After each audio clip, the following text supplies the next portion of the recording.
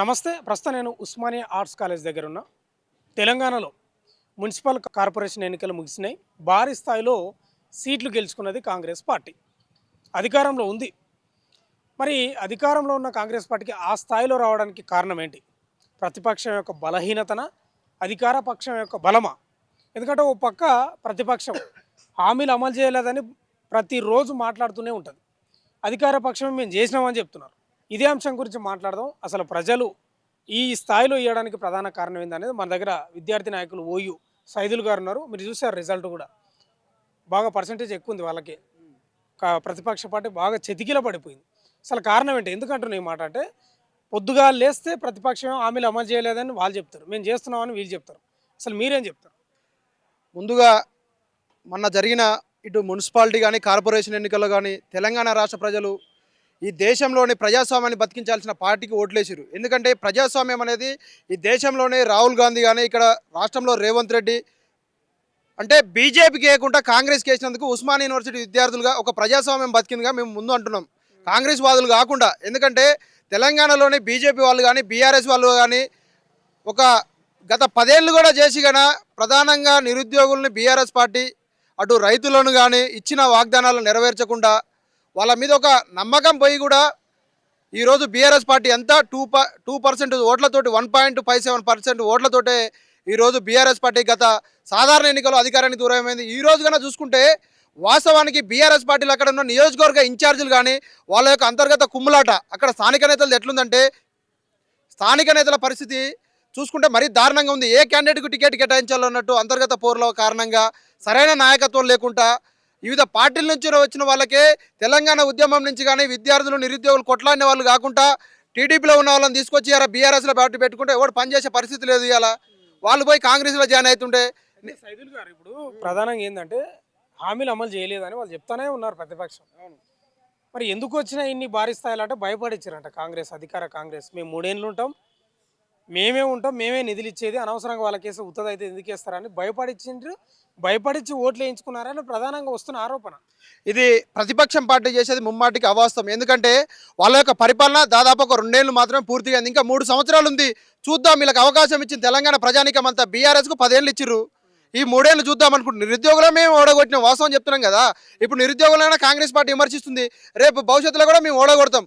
అది కానీ ఇప్పుడు ఈ 2 ఏళ్ళు జరిగింది చేపట్టి ఈ పురపోరులో కాంగ్రెస్ పార్టీకి మెజార్టీ రావడానికి కొంత బీఆర్ఎస్ పార్టీ ఇటు కేటీఆర్ కానీ హరీష్ రావు కానీ అటుపోతే అధినాయకత్వం కేసీఆర్ ఎమ్మటే పురపై పరిశీలన చేసుకొని వాస్తవాలు మేము చేసిన పొరపాట్లు ఎక్కడ అహంకారం అనేది వీడి ప్రజలలోకి వచ్చి ఈ బీఆర్ఎస్ పార్టీ ఇంకా అహంకారం వీడాలి. ఎందుకంటే పని చేసేటోనికి కాకుండా ఎక్కడో పారాషూట్ల వివిధ పార్టీలో ఉన్నోని డబ్బున్నోని తీసుకొచ్చి పెడితే వాడు ఇలా పార్టీకి పనిచేయలేదు. వాస్తవం చెప్పాలంటే నీతి నిజాయితీగా పనిచేసే పార్టీలో 10 ఏళ్ళు చేసినా కదా వాడు ఇలా పార్టీకి దూరంగా ఉండి, ఎందుకంటే వాడు ఎలాంటి లబ్ధి పొందలేదు పార్టీల నుంచి. మీరు ఇలా అక్కడి నుంచి ఇక్కడి నుంచి తీసుకొచ్చి కార్పొరేట్లని కాంట్రాక్టర్లను తీసుకొచ్చి పెట్టుకుంటే ఏమైంది? వాడు ఏ పార్టీ అధికారులు ఉంటే వాడు పోతాడు, నిజాయితీగా ఉండట్లేడు.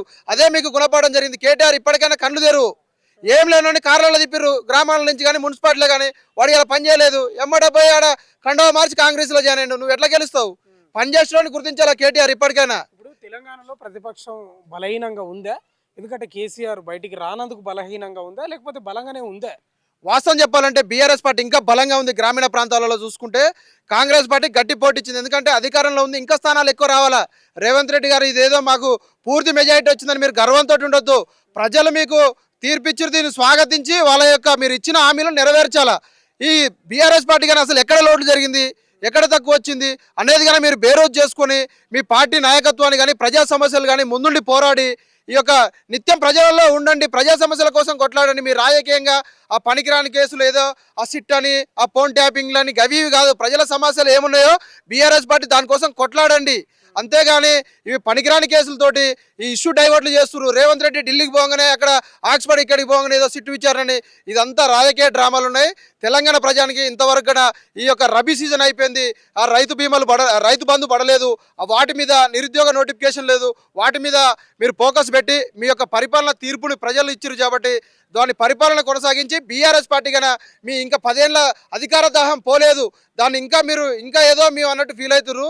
మీకు ప్రజలు ప్రతిపక్షంలో ఇచ్చిరు కాబట్టి ఈ ప్రతిపక్షం ప్రజాపక్షంగా ఉండి మీరంతా ప్రజల సమస్యల కోసం కొట్లాడి మీ పార్టీ మీరు ఇంకా డెవలప్ చేసుకోవాలని కోరుకుంటున్నాం. ఇప్పుడు ఎన్నికల్లో మున్సిపల్ కార్పొరేషన్ ఎన్నికల్లో భారీ స్థాయిలో వచ్చినాయి సీట్లు కాంగ్రెస్కి. ప్రజలు కరెక్టే నిర్ణయం తీసుకున్నారు అనుకుంటున్నారా మీరు? 100% ప్రజలు కరెక్ట్ తీసుకున్నారు. ఎందుకంటే అన్న మీరు బీఆర్ఎస్ బీజేపీ అంటారు కదా, బీజేపీ వాళ్ళు కానీ అక్కడ బండి సంజయ్ కానీ అక్కడ కరీంనగర్ కార్పొరేషన్ కానీ ధర్మపురి అరవింద్ నిజామాబాద్ కార్పొరేషన్ ఈ రెండు అక్కడ లోపల వరకు ఆ జిల్లాలో మొత్తం చూసుకుంటే కాంగ్రెస్ పార్టీ వచ్చింది. అక్కడ చూసుకుంటే చొప్పదండి కానీ అక్కడ పోతే ముదోలు కానీ అక్కడ మహేశ్వర్ రెడ్డి ఉండు ప్రతిపక్ష నేత, ఆయన కాడే మొత్తంగానే కాంగ్రెసే వచ్చింది.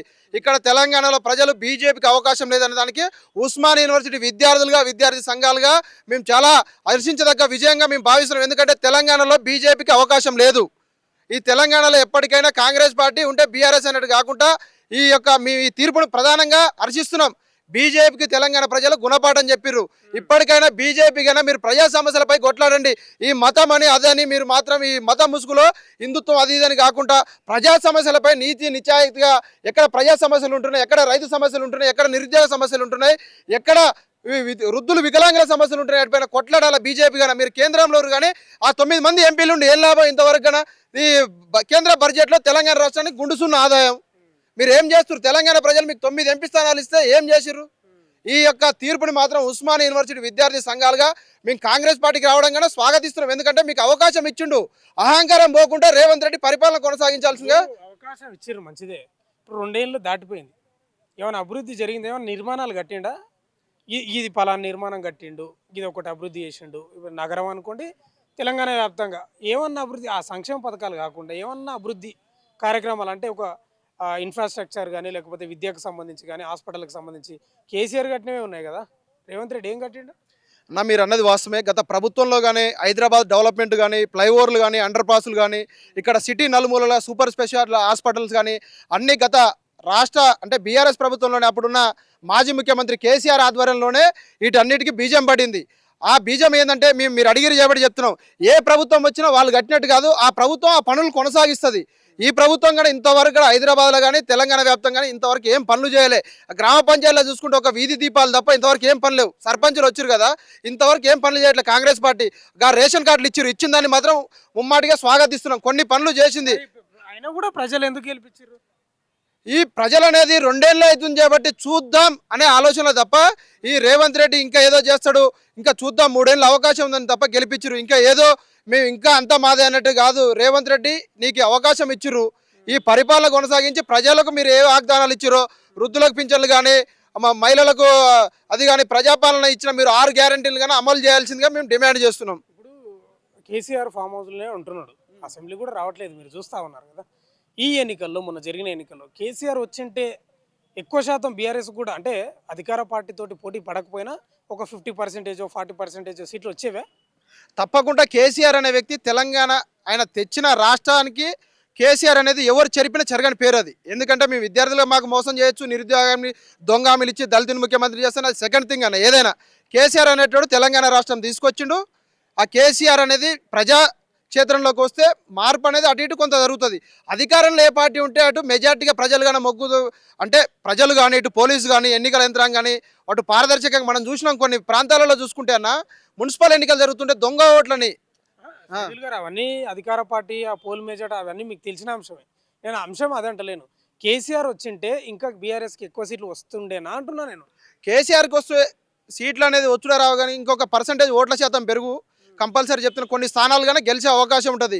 కేసీఆర్ అనేది ఎవర్ గ్రీన్, అది తెలంగాణకు ఎవరు వచ్చినా రాకున్నా కేసీఆర్ తెలంగాణ రాష్ట్రాన్ని తెచ్చిండు. ఆ మగోడు ఎవరు లేడు చెప్తున్నాం, ఓపెన్గా చెప్తున్నాం. కేటీఆర్ నాయకత్వాన్ని ప్రజలు నమ్ముతారులేరా? ఇప్పుడు కేటీఆర్ కానీ హరీష్ రావు కానీ వాళ్ళ చెల్లె కవిత ఉంది. ఇప్పుడు అంతా వాళ్ళ ఇంటనే అంతర్గత కుమ్ములాట ఉంది. కుమ్ములాట వీడి ఈ బీఆర్ఎస్ పార్టీని తెలంగాణ రాష్ట్రం ఫస్ట్ తెలంగాణ చూసుకోండి, భారత రాష్ట్ర సమితి పెట్టిన కాంచి కానీ అది ఏం వచ్చిరాట్లేదు.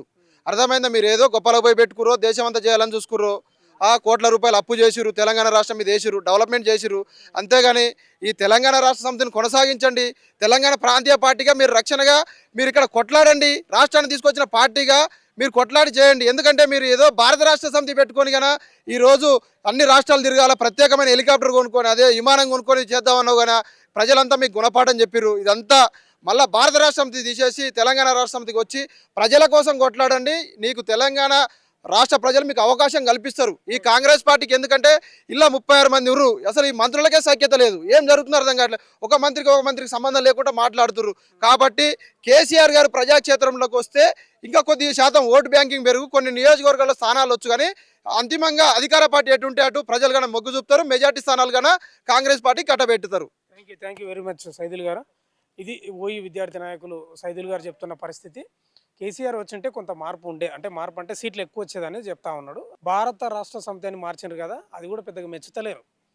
సైదుల్ గారే కాదు, తెలంగాణ వ్యాప్తంగా చాలామంది ప్రజలు అది మెచ్చలేదు. ఎందుకో వాళ్ళకు ఎబ్బెట్టుగా అనిపించింది. తెలంగాణ రాష్ట్ర సమితిని భారత రాష్ట్ర సమితిగా ప్రకటించుకొని అటు పోయి బోల్తవ్వడం, ఇట్లా రకరకాలుగా. ఏదేమైనా అంశము రేవంత్ రెడ్డికి ఈ అవకాశాన్ని సద్వినియోగం చేసుకోవాలి. 2 ఏళ్ళు దాటింది ప్రభుత్వం ఏర్పడి, పెద్దగా ఏం అభివృద్ధి కార్యక్రమాలు ఏం లేవు. ఆ సంక్షేమ ఫలాలు కేసీఆర్ ఇచ్చినవే ఇస్తున్నాడు తప్ప పెద్దగా ఆయన చేసింది ఏం అనేది కూడా ప్రధానంగా చెప్తా ఉన్నాడు. చూస్తూనే ఉండండి మన తొలి వెలుగు.